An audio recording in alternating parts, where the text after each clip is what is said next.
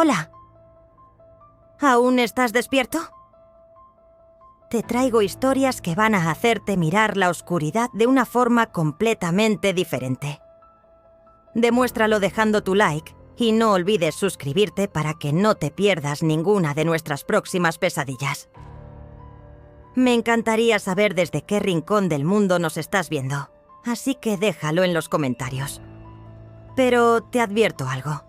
Después de escuchar lo que he preparado para ti, te aseguro que cuesta mucho volver a dormir. ¿Te atreves? Imaginen un pequeño pueblo rural, casas de adobe bajo un sol abrasador y un pozo en el centro que nadie se atreve a tocar. Los ancianos, con la sabiduría en sus arrugas, lo llaman el pozo de la bruja, y su advertencia es clara. Bajo esa agua, duerme algo que jamás debería despertar. Todo empezó hace más de un siglo, en 1912, con la historia de una mujer a la que acusaron de hablar con el viento. Una mujer que según ellos era una bruja.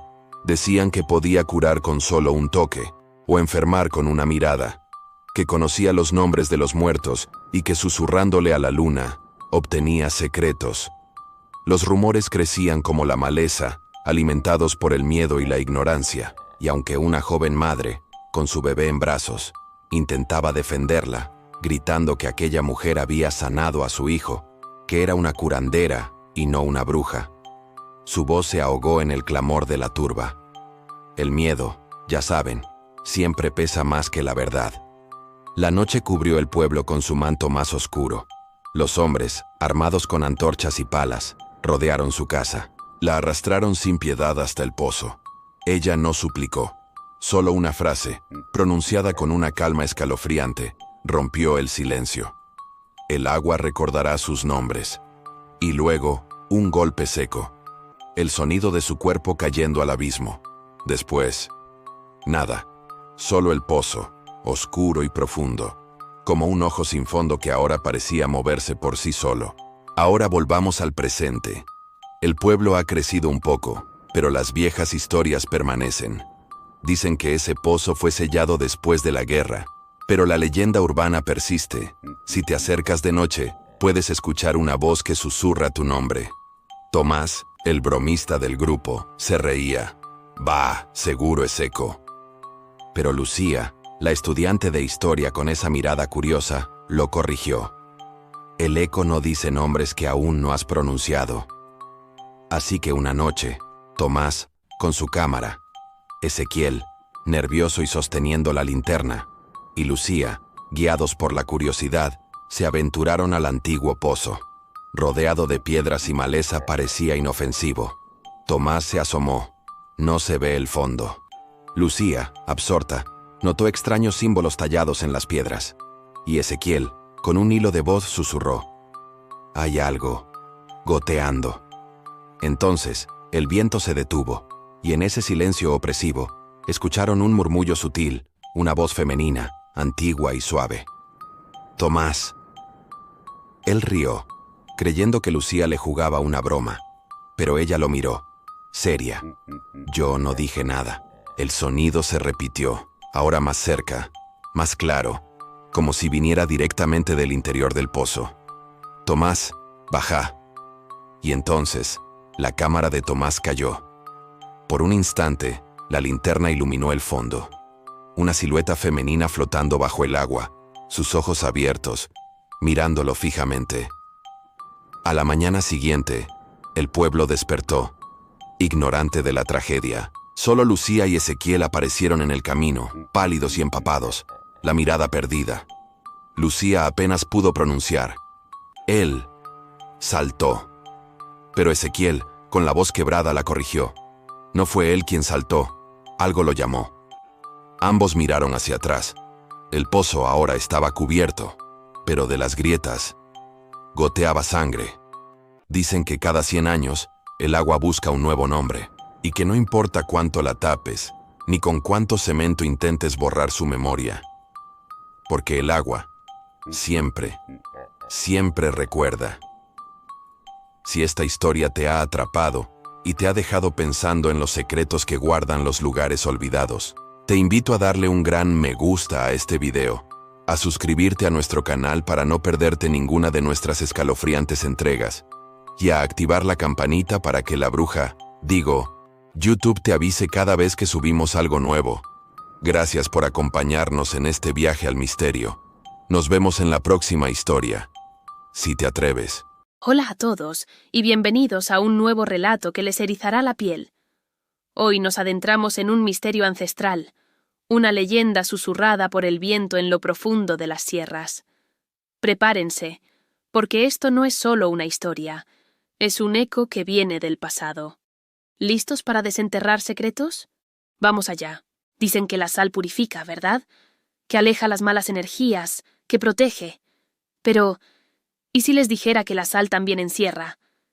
Que puede ser una prisión invisible para lo que no se quiere destruir, solo sellar. En los pueblos viejos, donde las tradiciones son tan sólidas como las montañas, cuando algo oscuro, algo intangible, no podía ser aniquilado, lo confinaban. Lo sellaban con sal. Una barrera de cristales, tan simple y a la vez tan poderosa, capaz de contener lo incontrolable. Y esta historia que hoy les traigo, amigos, ocurrió precisamente en uno de esos rincones olvidados. En una casa que parecía haber sido arrancada de un cuento gótico, enclavada entre las imponentes sierras cordobesas. Un lugar donde el viento no solo sopla, sino que murmura nombres antiguos, palabras que solo las paredes parecen escuchar. Un sitio donde el tiempo se detiene y los ecos del pasado cobran vida propia.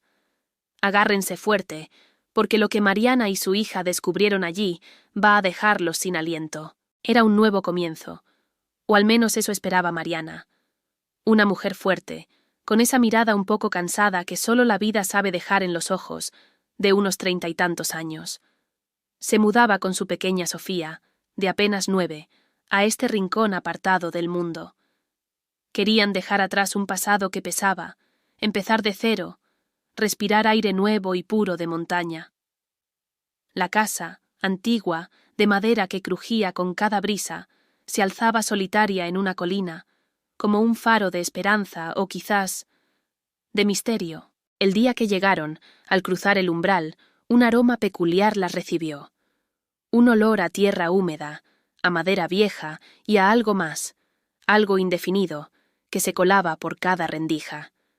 Mariana intentó disimularlo, con esa sonrisa que las madres usan para tranquilizar a sus hijos y a veces a sí mismas. «Tranquila, princesa, es solo polvo viejo», le dijo a Sofía, acariciándole el cabello, mientras intentaba convencerse de sus propias palabras.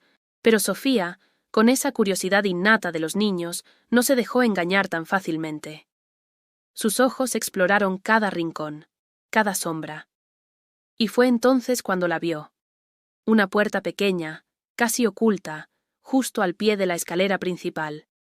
Una puerta que parecía no llevar a ningún lado, una anomalía en la estructura. Esa noche, con el valor que solo la inocencia puede dar, Sofía se armó de una linterna y con un crujido suave la abrió. Lo que encontró dentro no era lo que esperaba. No había un simple trastero, ni un pasadizo secreto. Lo que sus ojos infantiles divisaron fue un círculo de sal, perfectamente trazado en el suelo de tierra. En el centro, un cuaderno oscuro, antiguo, y una muñeca sin ojos que la miraba fijamente desde la penumbra. El aire, denso y cargado, se agitó. Y en un acto impulsivo, un pequeño paso de Sofía levantó el polvo, y el círculo de sal se interrumpió.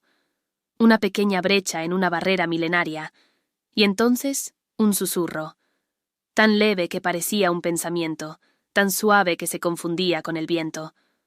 Una voz que llamó, o quizás que agradeció. Al día siguiente, Mariana notó algo extraño.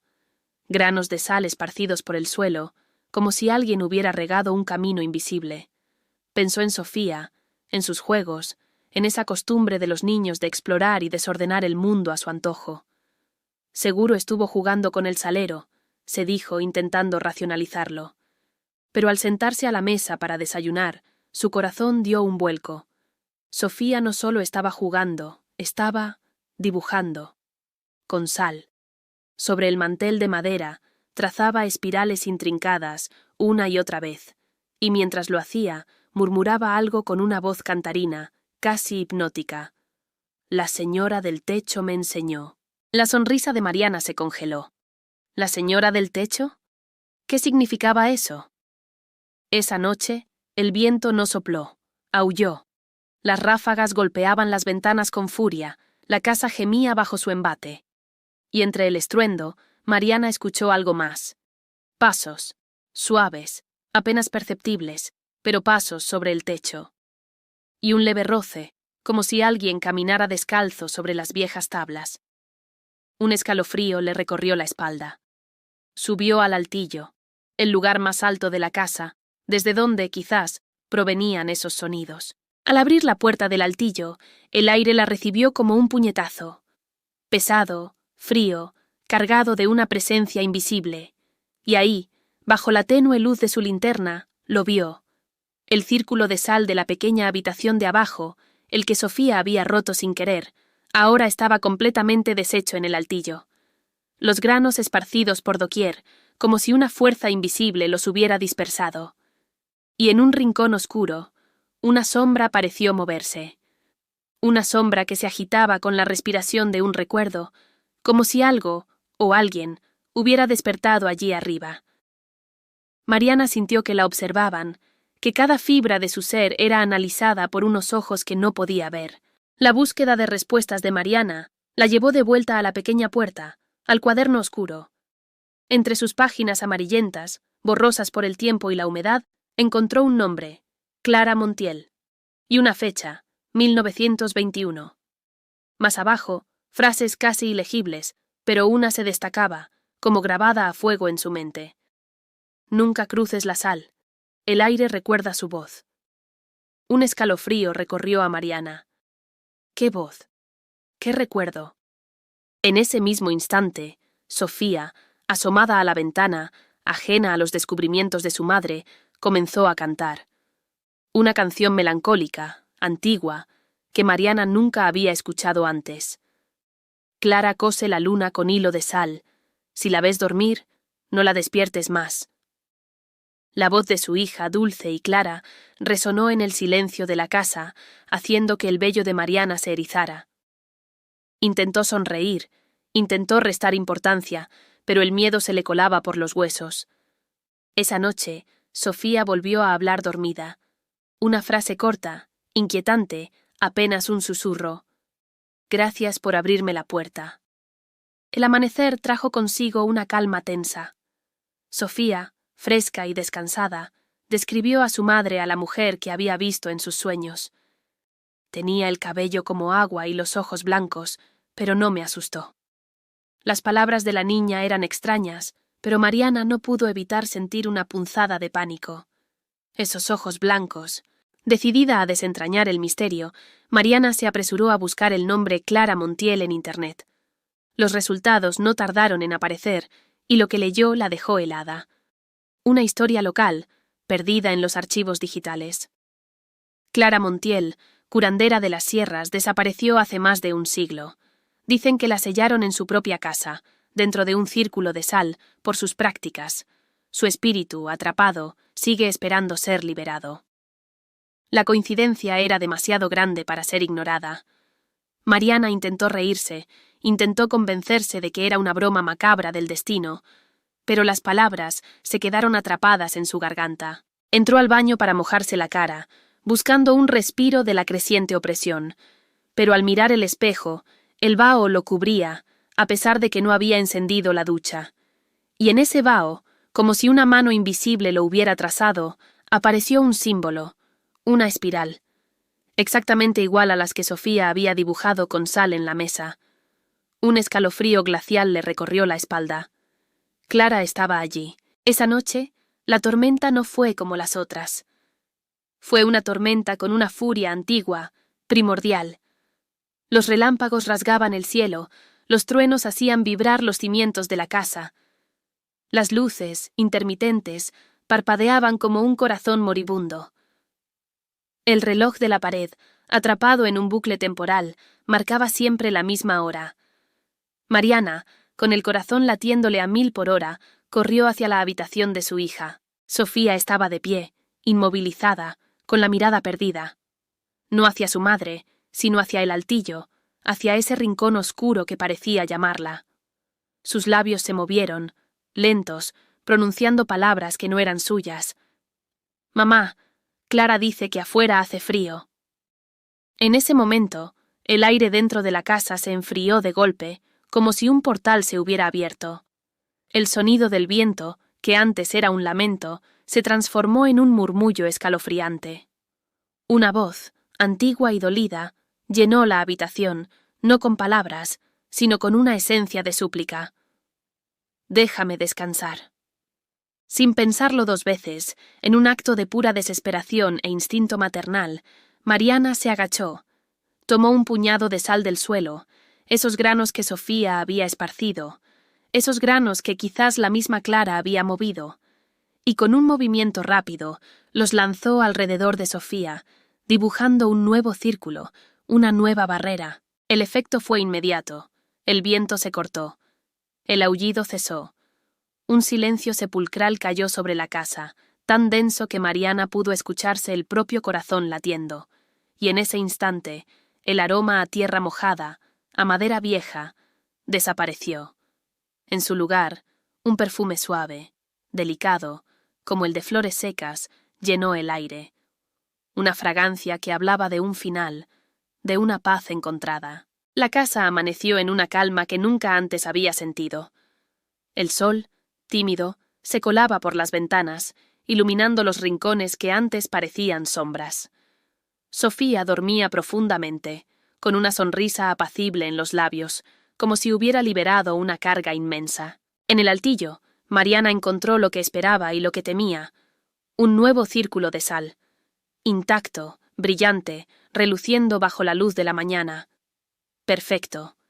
En el centro, no había una muñeca sin ojos, sino una flor marchita, sus pétalos secos guardando una historia, y escrita con polvo, una frase que le apretó el corazón. «Gracias por devolverme el silencio». Mariana, con respeto, con la sabiduría que solo el miedo y el amor pueden enseñar, cerró la puerta del altillo, con cuidado, sin romper la línea invisible que protegía a Clara. Afuera, el viento ya no aullaba, sino que jugaba suavemente con los granos de sal, esparciéndolos sobre la tierra. Y por un instante fugaz, antes de que se desvaneciera por completo, la silueta de una mujer, dibujada por el rocío de la mañana, pareció sonreír. Una sonrisa de gratitud, de descanso, y así, amigos, cerramos esta historia, pero no sin antes reflexionar un poco. Hay sellos que no se trazan para encerrar el mal, para confinar la oscuridad. A veces, esos círculos de sal, esas barreras invisibles, se crean para proteger una memoria, para dar paz a lo que no puede encontrarla por sí mismo. La sal purifica, sí, pero también recuerda, guarda las historias, los lamentos y las gratitudes. Y a veces, solo a veces, cuando el viento sopla entre las sierras, si escuchan con atención, si abren su corazón a lo incomprensible, van a oír una voz tranquila. Una voz que agradece, un susurro de paz que viene desde el otro lado, desde el velo que separa nuestros mundos. Espero que esta historia les haya gustado tanto como a mí contarla. Si les ha erizado la piel y les ha hecho pensar, no olviden dejar su like, compartir con sus amigos y, por supuesto, suscribirse al canal para no perderse ninguna de nuestras próximas aventuras. Hasta la próxima, exploradores de lo desconocido. Gracias por acompañarme. Hoy les traigo una que les va a erizar los pelos, una que se teje en las sombras de un barrio antiguo de Buenos Aires, donde el tiempo parece no pasar para ciertos oficios. Imaginen esto. Dicen que, en algunas noches, justo cuando el reloj marca la medianoche, se oye un sonido que no debería existir. Un tac-tac-tac rítmico, constante, de una máquina de coser que ya nadie usa. O al menos, eso es lo que la gente cree. Misterioso, ¿verdad? Prepárense, porque esta es la historia de Lucía, una joven modista con un destino que se cosería hilo a hilo con el pasado. Lucía, nuestra protagonista, tiene solo 26 años, y la pasión por la costura le corre por las venas. Acaba de alquilar una vivienda en este barrio, justo al lado de una tienda con un cartel gastado y casi ilegible que dice «Confecciones Emilia Suárez». El local parece sacado de otra época. Un poco polvoriento, silencioso, como si estuviera esperando algo. Pero el silencio se rompe, y no de la manera que Lucía espera. Una noche, justo cuando busca conciliar el sueño después de un largo día, el inconfundible sonido de una máquina de coser perfora el aire. Tac, tac, tac. No es eléctrica, no suena moderna. Es un sonido antiguo, metálico, con un ritmo perfecto, tan regular que casi parece la respiración de alguien o algo. Lucía se pregunta quién podría estar cosiendo a esa hora, con tanta precisión, en la oscuridad. A la mañana siguiente, decide investigar, y es entonces cuando conoce a Emilia. Una mujer elegante, de unos 40 años, vestida impecablemente de negro, con unos ojos serenos que parecen haber visto muchas cosas. El taller de Emilia es un universo propio. Huele a tela fina, a hilos de algodón y a té recién hecho. Una mezcla reconfortante y a la vez enigmática. Lucía, curiosa por el ruido nocturno, no puede evitar la pregunta. «Trabajas de noche también, ¿no?», le suelta, esperando una explicación sobre la máquina fantasma. Emilia, con una sonrisa enigmática que apenas le ilumina el rostro, responde: «Solo cuando las puntadas no quieren esperar». Esa frase, tan sencilla y a la vez tan profunda, se queda grabada en la mente de Lucía. ¿Qué significa que las puntadas no quieren esperar? ¿Es una forma poética de hablar de fechas de entrega o hay algo más? Con el tiempo, Lucía empieza a ayudar a Emilia en el taller. Lo que al principio es curiosidad, se convierte en una fascinación. Emilia es una maestra. Le enseña técnicas antiguas que Lucía jamás había visto en ninguna escuela de diseño. Le muestra hilos que, bajo la tenue luz de la luna, parecen brillar con una luz propia, y telas imposibles de encontrar en el mercado actual, suaves al tacto, con patrones que cuentan historias. Es como si el taller fuera una cápsula del tiempo, un lugar donde el arte de la costura se preserva con un toque de magia. Una noche, mientras cosen juntas, el silencio del taller se rompe por un susurro de Emilia. Un consejo, o tal vez una advertencia. «Nunca cosas después de las 3», murmura Emilia, con un tono serio que no le había escuchado antes. A esa hora, las telas se escuchan. Lucía se ríe, un poco nerviosa, un poco descreída. ¿Las telas se escuchan? Le parece una superstición de taller, una de esas leyendas que se cuentan entre costureras para darle un toque místico a su labor. Pero a pesar de su escepticismo, la frase se le queda grabada en la mente, como una puntada difícil de deshacer. Y como suele pasar, el destino tiene sus propios planes. Una madrugada, el insomnio se apodera de Lucía. Da vueltas en la cama, incapaz de dormir. La frase de Emilia resuena en su cabeza. Son casi las 3 de la mañana. Una fuerza invisible la impulsa a levantarse. Camina en silencio hacia el taller, que ahora se siente diferente, más denso, cargado de una energía particular. Enciende la lámpara. El reloj marca las 3 en punto. La máquina de coser, esa máquina antigua que ya ha oído en la oscuridad, está cubierta por una manta. Pero bajo ella, algo se mueve, un ligero temblor, como si los engranajes estuvieran respirando. La curiosidad vence al miedo. Lucía, con el corazón latiéndole fuerte, se sienta frente a la máquina. El sonido metálico se mezcla con el ulular del viento afuera. Pone un trozo de tela. La aguja comienza a correr, casi por sí sola. La tela parece fluir sin peso, como si guiara sus manos, dictando las puntadas, los patrones. Es una sensación extraña, casi sobrenatural. El tiempo se desvanece. Cuando finalmente termina, un escalofrío le recorre la espalda. La prenda que ha cosido tiene bordado su propio nombre, Lucía, con letras diminutas y perfectas, como si hubiera sido hecho por manos expertas. Y en el borde, un mensaje finísimo, casi invisible. «No te vayas todavía». Lucía se levanta, confundida. La cabeza le da vueltas. Un aroma dulce, como a flores secas, inunda el aire. Se gira para buscar la fuente y ve que la puerta del taller está entreabierta. Y a pesar de que ella ya no toca la máquina, El sonido del tac-tac-tac continúa, rítmico, constante, desde el interior. Días después, la inquietud no abandona a Lucía. La experiencia en el taller, el mensaje en la tela, el sonido persistente de la máquina, todo la perturba. Decide buscar el nombre Emilia Suárez en registros viejos, en periódicos de antaño, en la historia del barrio. Y lo que encuentra la deja helada. Una nota antigua, amarillenta por el tiempo, describe a Emilia Suárez, reconocida costurera del barrio, desaparecida hace décadas. Vecinos recuerdan que sus confecciones eran tan precisas que parecían tener vida propia. Lucía cierra la laptop. El aire en su propia casa se vuelve frío de repente. Alguien, o algo, ha dejado sobre la mesa un carrete de hilo rojo. Ella no lo recuerda ahí. ¿Será una señal? ¿Una advertencia? La realidad se vuelve más difusa que el hilo de una tela. Esa noche, Lucía sabe que tiene que volver al taller. Tiene que despedirse, aunque no sepa de quién. Entra y encuentra a Emilia, sentada frente a la ventana, cosiendo. No hay luz eléctrica, solo la tenue llama de una vela parpadeante que ilumina su rostro. Parece ajena al mundo exterior, concentrada en su labor. Lucía se acerca, con el corazón en un puño. No vine a molestar, dice, casi en un susurro. Emilia levanta la mirada, esos ojos serenos. No molestás. Las manos que saben coser siempre son bienvenidas. Lucía se acerca más. La tela sobre la máquina es blanca, suave, y parece moverse con el aire, casi como si estuviera respirando.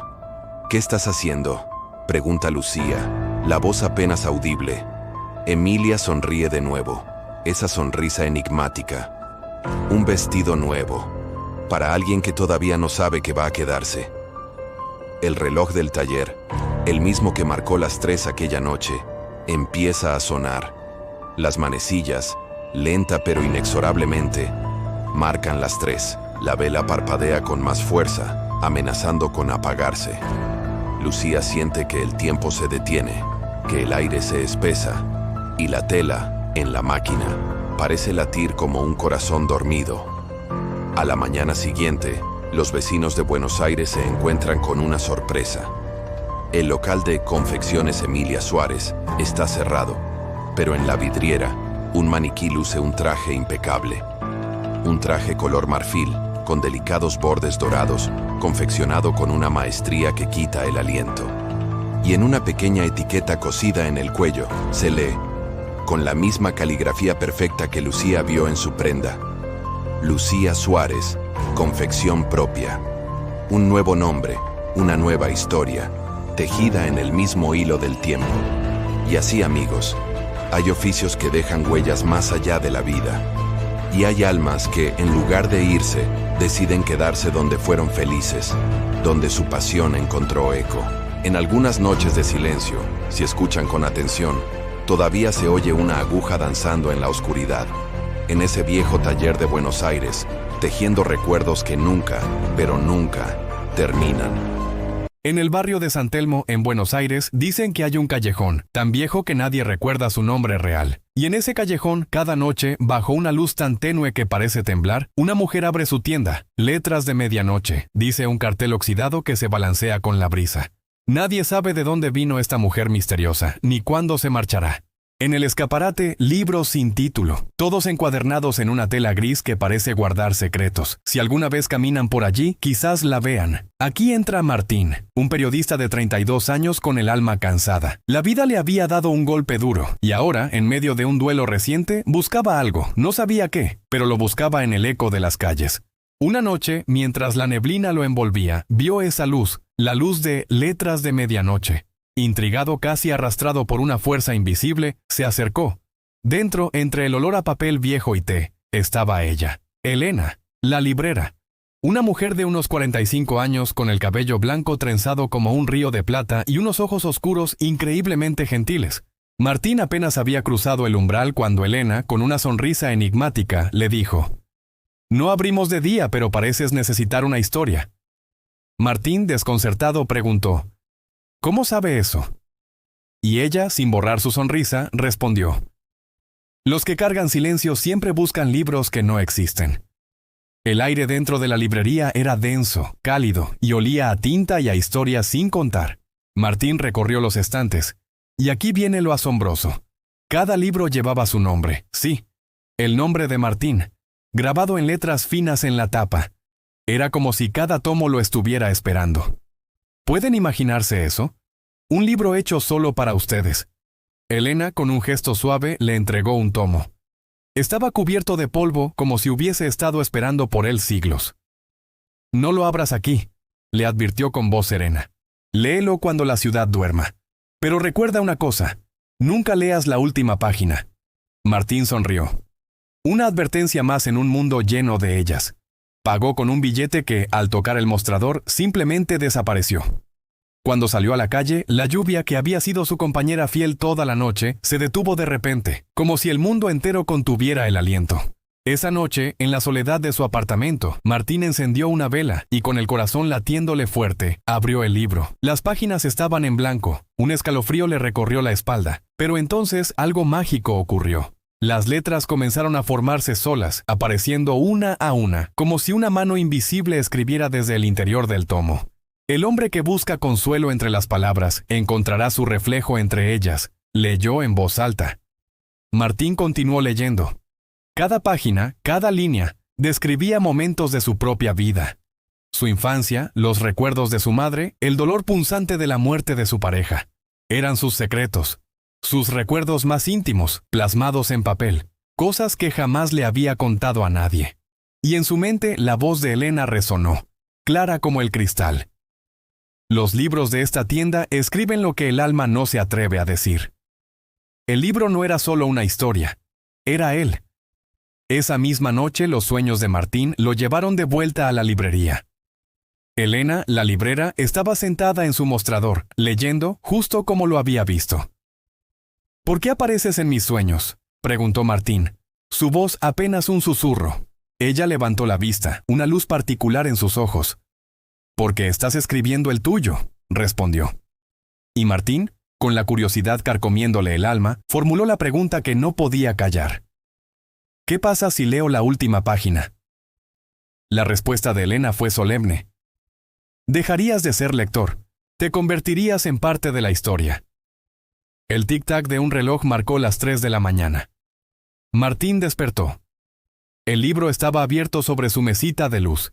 Y la última página, aún en blanco, tenía su nombre escrito en letras que parecían esperarlo. Los días pasaron, pero la tentación de esa última página era un eco constante en la mente de Martín. El libro, ahora, parecía escribir solo. Las palabras, sus palabras, aparecían por todas partes. En los reflejos de los espejos, en las paredes de su casa, susurrándole su propia historia. Era una locura. Una noche de tormenta, impulsado por una necesidad imperiosa, regresó al callejón. La librería de Elena estaba allí, abierta, con su luz temblorosa. Ella lo esperaba, como si supiera que volvería. «No puedo seguir leyendo», confesó Martín, la voz ronca. «Nadie lo hace», respondió Elena. «Pero algunos no saben detenerse». Ella tomó el libro de sus manos y Martín notó que sus dedos dejaban marcas de tinta en la tapa. «Si la última página se abre, no hay regreso». Martín la miró, la confusión y el miedo batallando en sus ojos. «¿Quién eres realmente?», le preguntó. La respuesta de Elena fue un suspiro, teñido de melancolía. Solo una mujer que aprendió a quedarse dentro de las historias que amó. Martín regresó a casa. La vela seguía encendida, el libro lo esperaba en la mesa. Respiró hondo, sintiendo el peso de la decisión. Lo abrió, pero esta vez no había texto, solo un espejo, y en ese espejo vio la librería de Elena, y a ella, sonriendo al otro lado. «Bienvenido a casa», le dijo su reflejo, y la vela con un último parpadeo se apagó. Al amanecer, el callejón estaba vacío. Donde antes estuvo la librería, solo quedaba una pared descascarada, como si nunca hubiera existido. Una anciana barría la vereda, y con una sonrisa en sus labios arrugados comentó: «Ah, ese lugar aparece cada tanto. Siempre hay alguien nuevo atendiendo». La cámara se alejó, mostrando el callejón desierto, Y justo allí, donde la librería se había esfumado, un libro brillaba en la oscuridad invisible del escaparate. Su título, claro y vibrante: El hombre que no dejó de leer. Dicen que los libros eligen a sus dueños, que algunos son espejos disfrazados de páginas donde encontramos no solo historias, sino pedazos de nosotros mismos, y que en cada relato contado, en cada palabra escrita, hay una voz que no busca ser leída, sino simplemente no ser olvidada. Dicen que, en ciertas noches, una misma voz recorre pueblos y ciudades. Habla desde pozos olvidados, desde la sal que guarda secretos antiguos, desde los hilos que tejen destinos y las páginas que atesoran verdades. Una voz que no busca asustar, sino recordar. Y lo más fascinante es que, cuando la escuchas, se aferra a ti. Nuestra historia comienza con Camila, una periodista de 28 años. Camila no era una novata en el mundo de lo paranormal. De hecho, lo investigaba a fondo, pero desde una perspectiva siempre racional, siempre escéptica. Su trabajo la llevaba a desentrañar mitos y leyendas, siempre buscando la explicación lógica. Pero últimamente algo la tenía obsesionada.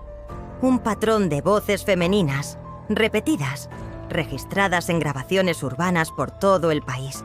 Lo curioso no era solo la voz, sino que todas aparecían a la misma hora. Las 3:03 de la mañana, en lugares completamente distintos. Este patrón, esta coincidencia numérica y temporal, era demasiado para su mente analítica. La necesidad de conectar los puntos, de entender si estas leyendas estaban realmente entrelazadas, la llevó a tomar una decisión arriesgada: viajar y seguir el rastro. El mapa que había trazado con sus grabaciones la llevaba a destinos tan dispares como una vieja casa en las sierras, un taller abandonado en un barrio olvidado, un pozo sellado en medio de la nada y, lo más enigmático de todo, una librería que, según sus investigaciones, no figuraba en ningún registro oficial. Una noche, en la soledad de su departamento, Camila se sumergió en sus grabaciones. Con sus auriculares puestos y la pantalla de su editor de audio brillando en la oscuridad, escuchaba uno a uno los audios que había recopilado. Lugares distintos, épocas diferentes, pero la voz, la misma voz. Suave, antigua, femenina. Murmuraba frases que helaban la sangre. «Estoy aquí. Abriste la puerta. Gracias por recordarme». El aire en la habitación parecía volverse más denso con cada reproducción. Camila, con el ceño fruncido y la concentración a flor de piel, empezó a experimentar. Ajustó las pistas, las superpuso, las sincronizó. Y de pronto, una revelación. Las fragmentadas frases se unieron, formando una oración completa, clara y estremecedora. Nosotras seguimos cosiendo la historia. En ese instante, como si el universo mismo estuviera en sintonía con su descubrimiento, el reloj de pared dio las 3:03. Y entonces, un escalofrío le recorrió la espalda. Un fuerte viento sopló dentro de su cuarto, meciendo las cortinas y apagando una pequeña vela que tenía encendida, a pesar de que todas las ventanas estaban herméticamente cerradas. Camila se quedó inmóvil, el corazón latiéndole a 1000. Su escepticismo empezaba a tambalearse. Impulsada por esta revelación, Camila inició su viaje. Su primera parada, un pequeño pueblo casi fantasma en Córdoba.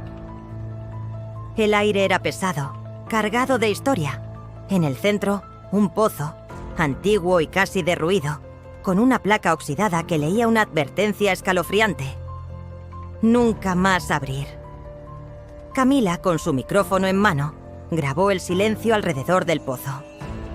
Al revisar la grabación, una ráfaga de sonido repitió su propio nombre, claro como el agua. Un escalofrío le recorrió la espalda y, sin dudar, lo borró de inmediato. La razón le decía que era un error, pero el miedo ya la había alcanzado. Siguió su camino. La siguiente parada era una vieja casa, oculta por la maleza y el abandono. Subió al altillo, donde encontró algo aún más peculiar: círculos de sal dibujados en el suelo, con una flor seca marchita justo en el centro. La escena era tan extraña que no dudó en tomar una foto. Pero al revisar la imagen, la sangre se le heló. Una silueta indistinta, fantasmal, se erguía justo detrás de ella. No estaba sola. Esa misma noche, bajo la tenue luz de un farol callejero, Camila encontró su siguiente destino: el antiguo local Confecciones Emilia Suárez. Era un taller de costura, olvidado en el tiempo. El letrero oxidado se balanceaba con el viento. Dentro, el aire estaba cargado de polvo y el fantasma de hilos y telas. Una máquina de coser antigua, cubierta por una sábana, la llamó. Camila, con precaución, la destapó. Y entonces, ante sus propios ojos, el carrete de hilo comenzó a girar, completamente solo. En la pared, un hilo rojo, como si tuviera vida propia, se deslizó formando letras, lentamente, una a una. No estamos muertas. Seguimos uniendo. El reloj de la calle, justo en ese momento, marcó las 3. Las luces parpadearon en la distancia y la voz que ya se le había vuelto familiar, volvió a oírse, esta vez más clara, más presente que nunca. Coser, escribir, recordar.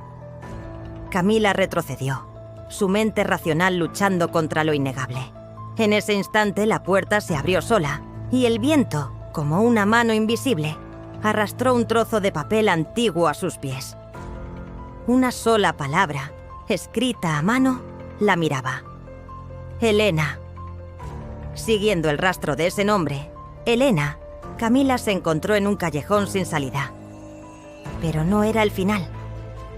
Entre 2 paredes viejas, un cartel colgante, apenas visible, revelaba un nombre. Letras de medianoche.